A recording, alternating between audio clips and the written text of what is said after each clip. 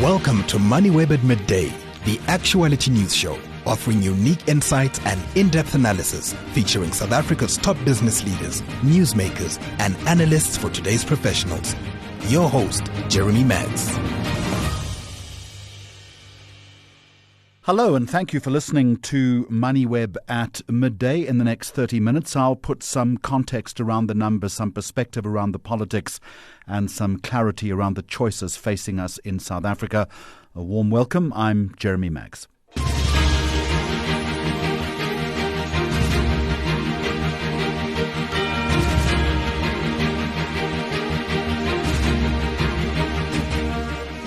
Coming up on the program today, South Africa wants to send other African countries the bill for migrant repatriations during the recent xenophobic violence. Why nearly half of this country's treated water never makes it to the taps. Is eThekwini bucking the South African unemployment crisis trend? And a big bank turns money lessons into binge-worthy microdramas. It's Monday, the 17th of August.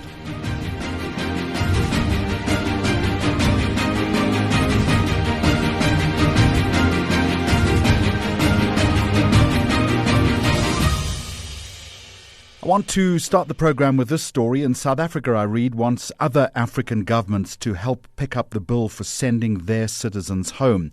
Now, government contends it's spent millions of rand accommodating and transporting migrants, with reimbursement requests reportedly sent to countries including Malawi, Ethiopia and Nigeria. Something in the region of 82,000 people have been deported or voluntarily repatriated during the recent migration tensions. I want to explore, as I say, this issue in a little more detail. Professor Lauren Landau is with me, Director of the African Centre for Migration and Society. Professor, welcome to you. So South Africa is effectively saying, your citizens, your bill. Is that a fair position to adopt? I think it suggests that we do need cooperation in the region, but I think in this instance, it's an absurd position to adopt. These people are leaving not because they wished to, but because of the insecurity and the targeting of them as foreign nationals. Even if they were here illegally, then there's a legal process to get them out, and that is something South Africa would have to pay for as part of its law enforcement. So this idea that people are going home out of fear, and then we're kicking another country while it's down. Not only have we sent your citizens back home, we are now asking you to pay for it. And we've seen the reaction from Nigeria. We've seen the reaction from other countries. They similarly see this as an absurd kind of position. And it's an odd one to take just in advance of the SADC summit when we're supposed to be looking at regional cooperation. Interesting, Prof, that government calls these costs unforeseen, and I put that word in inverted commas. After years of migration pressure, it would seem odd that that is true. Well, it's unforeseen in the sense that no one expected that you would need so many people would want to go home, and so many people would need assistance in going home. We saw the thousands of Malawians in front of centers in Durban and Messina. There was a massive kind of glut of people trying to get out.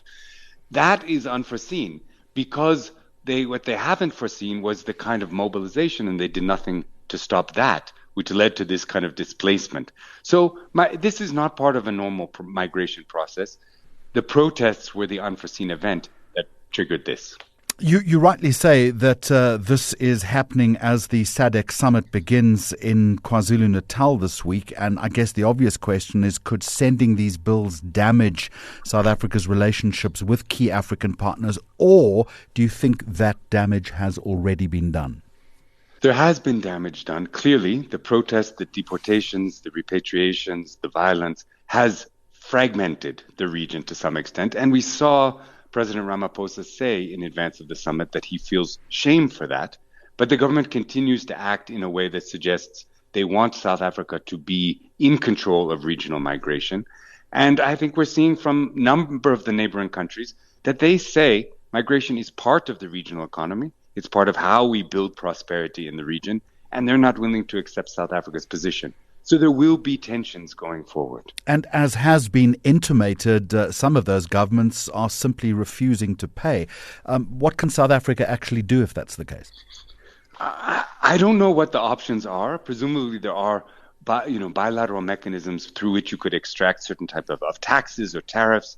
But I think this was done not so much to get the money back, although South Africa needs as much tax revenue as it can get, but rather to send a message that South Africa is serious, that they want the neighboring countries to do something about controlling migration to South Africa. What exactly those countries can do is unclear, but I think that was what they were trying to do with these fares or these fees. Are you worried that we're obsessing over deportation costs instead of asking why so many people became undocumented in the first place?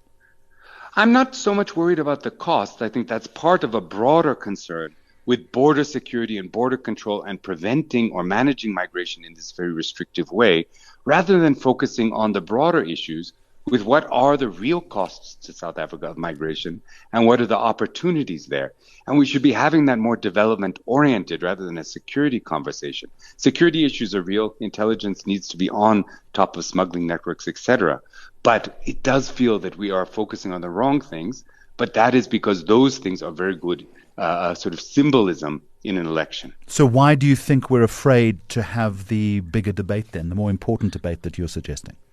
Well, I think this is something that is off the agenda in part because politicians have realized how much they can weaponize the migration discussion to distract us from financial mismanagement, from the rising unemployment rate, from the very real issues that South Africans face on a day-to-day basis. To talk about it in a reasonable way would be to say, okay, we now need to fix the problems that we've helped cause.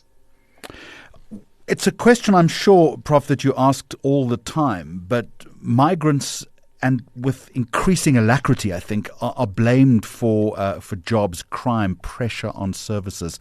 What does the evidence actually say? Yes, this is a sort of narrative that is circulating globally. So South Africa is well on trend in that regard. But what we see from all of the reliable sources, not necessarily someone's uncle who's seen something, on the street, is that migrants are a net beneficiary for the South African economy. And of course, there's spaces where there's competition. Of course, there's spaces where it does push South Africans out of the job market. But in aggregate, it's a beneficial thing. In terms of services elsewhere, it's a very small part of the demand. But South Africa immigrants are also paying taxes just like everybody else who's working or living here. So what we need to do is say, look, Gauteng is 50% people from somewhere else, but only 7% from another country. The challenges we face in Gauteng and Joburg and elsewhere are because South Africans have moved and we haven't planned for it. It has almost nothing to do with immigrants. And just a final one, how do you think the business community should be relating to this debate? And do you think it's engaging sufficiently? I don't think it's engaging sufficiently. What we've seen already is that the drop in tourism, which is primarily Africans coming in who do shopping, who do business here, to go back home, has dropped precipitously. That should worry business people and it should worry all South Africans. We shouldn't, of course, see them saying, look, we need this cheap labor from the neighboring countries. They do have to adhere to the law, but we need a business involved so that we can have that kind of economic discussion and to really look at what are the mechanisms that can promote South African prosperity and how can migration be a part of that. Professor Lauren Landau, thank you very much indeed. You are the director of the African Centre for Migration and Society. Moneyweb at midday for all your up-to-date stories. South Africa may be heading into a water crisis, not because we simply don't have enough water. Moneyweb at midday for all your up-to-date stories. South Africa may be heading into a water crisis, not because we simply don't have enough water, but because we are losing almost half of what we already treat and pump. Around 47%, as I understand it, of treated water never generates revenue. It's lost through, and this is an old story, aging pipes, illegal connections, broken meters, and weak billing systems. That's a real issue here in Johannesburg. I want to talk now to Junaid Kader, who's head of public-private partnerships and infrastructure at the workplace management solutions company Tsebo. He's been with us on the program before. Junaid, welcome to you. And again, the question that so many of us ask, how does a country lose almost half of its treated water before it even reaches you and I through the tap? Our immediate crisis, as you say, isn't simply the water we don't have. It's also the water we already treat, pump and pay for, and then lose before it reaches the consumer. So roughly 47% of it never generates a cent. And it leaks from our aging pipes, and almost half of everything we produce is gone. before it does any useful work. Now, the point is that we are losing this significant amount of water through, contributing factors that being experienced nationally. And the responsibility basically is with national government. And let me break it down for you in terms of the levels of responsibility and where the actual breakdown is. Right. Bulk supply is generally not the biggest problem. Department of Water and Sanitation and water boards, they have relatively sophisticated infrastructure and operating systems for producing and moving bulk water. The main cause and where the system fails is municipal reticulation. It is the biggest physical failure point. And this can be categorized into three areas of failures. The first one is physical losses. This is where physical real losses become particularly important when national non-revenue water, which is a measure of the 47% we talk about, and that's according to the No Drop report for 2025. So once the water enters the municipal distribution system, we have aging, deteriorating pipes, leaking mains, burst pipes, excessive network pressure, and limited asset management information. So that basically is the majority of the water loss, where we have physical losses. And the lesser evil would be the commercial losses. Right. Where we have metering, billing, and revenue collection. So you list a litany of problems here. If almost 50% of water is effectively disappearing, I guess we've got to ask the question then about why we are still talking up new dams and new supply before fixing the system that we already have. Yeah, so, you can't build your way out of a leak. And that's way I put it. South Africa needs new infrastructure, but new infrastructure cannot compensate for a failing distribution network. The instinct automatically is an infrastructure crisis is understandably to build new dams or new bulk schemes. But South Africa does need new infrastructure. But new infrastructure cannot substitute for the systematic rehabilitation and renewal of infrastructure we already own. But the fastest, cheapest gains over the next 3 years lie in managing what we already have and getting value from infrastructure already in the ground. For example, doing pressure management, active leak detection, district metered areas, and improving our metering and billing. So the principle basically is simple. Before investing billions in finding another liter of water, we should ask how much of that water we already have can be recovered. You also mentioned that countries like Namibia and, if I'm correct, Israel and Singapore use or reuse treated wastewater successfully. Why have we been so slow to do the same at scale? I use it as a lesson, as an example that we can use. And the important lesson isn't what we should copy another country's model. It is what wastewater can be treated to a standard that allows it to become a valuable additional water resource. So those countries demonstrate that water reuse can form part of a broader national water security strategy. So for South Africa, the immediate lesson is to start with practical applications where the case is strongest. For example, in our industrial, mining and agricultural sectors, where we reuse the water and build confidence through rigorous standards and monitoring of that water. So over time, we could reach a point where we are appropriately regulated to use potable water, and it can then materialize where we reuse it for drinking water. And Junaid, just a final question. You argue strongly for more public-private partnership. I understand that. But what happens when municipalities themselves have weak billing systems and poor financial controls? Can private capital realistically fix a fundamentally broken institution? You speak about the failures within the systems, and government has the ultimate responsibility for ensuring reliable and equitable services. So we shouldn't avoid that accountability. But acknowledging government's responsibility doesn't mean government has to perform every function itself. The more constructive question is, what capabilities does government need to fulfill its responsibility effectively? Where government has the capacity, it should use it. Where additional technical, financial, or operational capability is required, for PPPs, the partnerships can provide the capacity while government retains the accountability, regulation, and ownership. So government has resources, but the question is whether it has sufficient financial and technical capacity at every level to deliver the scale of intervention that is required. So that is why I don't see the private sector as replacing government. I see it as complementing government where there is a capacity gap. Junaid Kader, I am going to leave it there. Thank you very much indeed for the insight. Head of Public-Private Partnerships and Infrastructure at Workplace Management Solutions company Tsebo. Think you found the perfect investment? Let's check. Join Moneyweb editor Ryk van Niekerk at the Money Summit, where he'll reveal the warning signs of today's biggest investment scams, from fake trading platforms to promises of guaranteed returns. Learn how to protect your money before it's too late. Tuesday, the 1st of September at the Sandton Convention Centre. Register for free using the promo code MONEYWEB. Visit moneyweb.co.za and secure your seat today. You're listening to Moneyweb at midday. Now, at a time when South Africa's unemployment rate has climbed back to over 33%, almost 34%, one major city, it seems, might be moving sharply in the opposite direction. eThekwini now has the lowest official unemployment rate of any of the country's metros at 21.2%, marginally better than Cape Town, and it's the only metro where unemployment fell both quarterly and year on year. So does that really make Durban South Africa's new jobs powerhouse? What's actually driving the numbers, or is there a counterpoint to this argument? I want to talk to Professor Justin Visagie, who's Associate Professor at the Southern Centre for Inequality Studies at Wits University here in Johannesburg.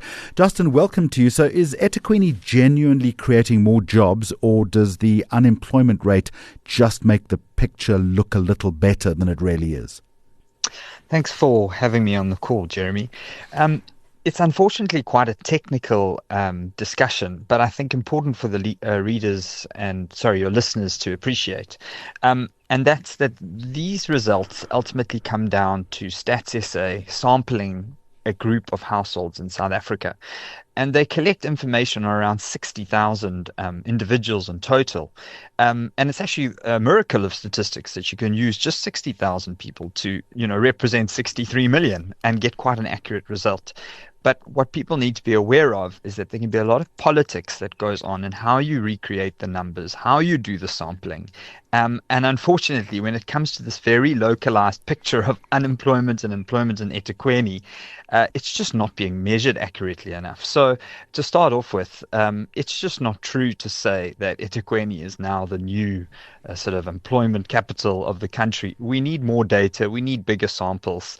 That said, our cities definitely need to employ more people, and it's an important issue. But I think we need more time and we need more research to really make this a real number and not just something that's part of statistical modeling. So to that point, then, what specific evidence would convince you this is a genuine jobs boom, rather than just, as you're suggesting, some kind of anomalous statistical movement?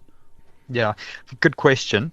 And I think a few things. The one is that when you repeat these surveys over time, you get more confidence if the numbers remain consistent over a period of time.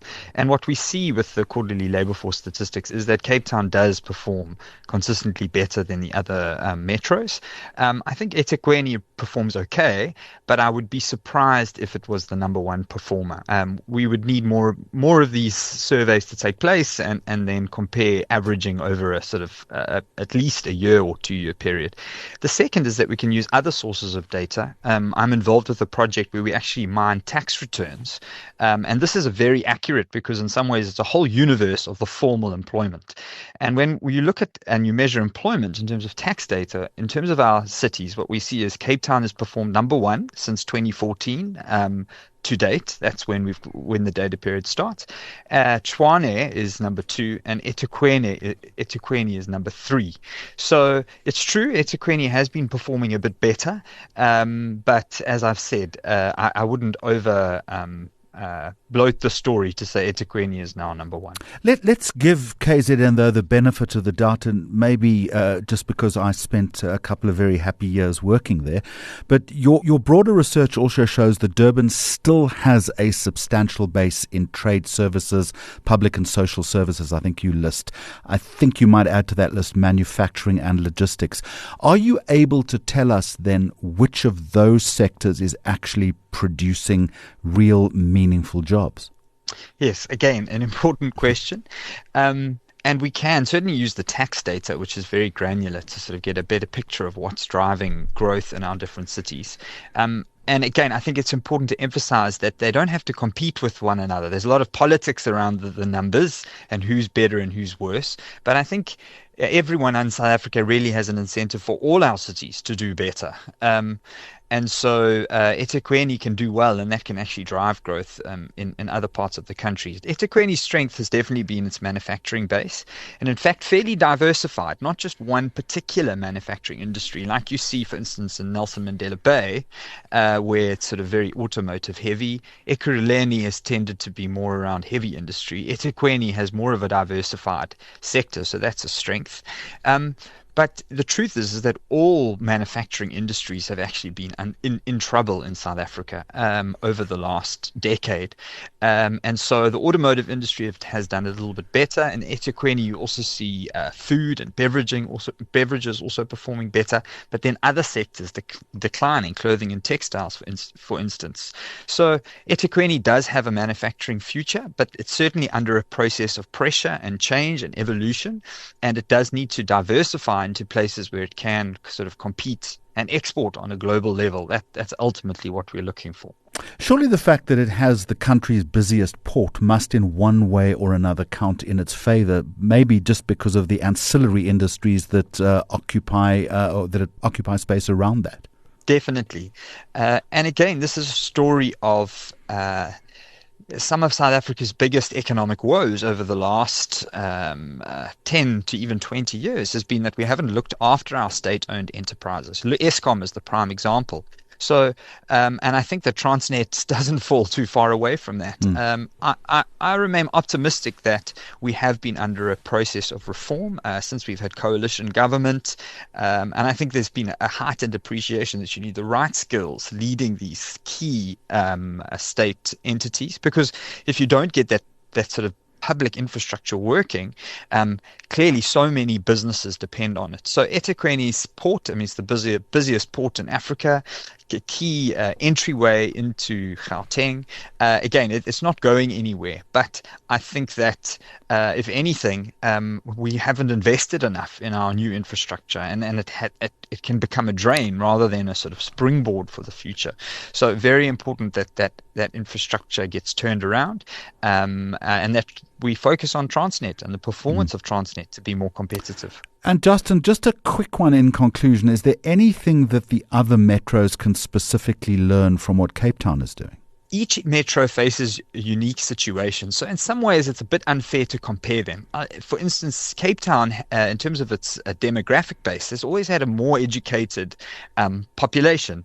So in some ways, they're lucky. Whereas eThekwini, for instance, I think actually has a large rural populations that are part of its base. So all the metros have different baselines, and sometimes this means they have unique circumstances. But there are key lessons, and I think that what Cape Town has done very well is in doing the basics right. They've invested a lot of infrastructure in terms of performance and monitoring, and a system of sort of integrated governance across all of their line departments that line up.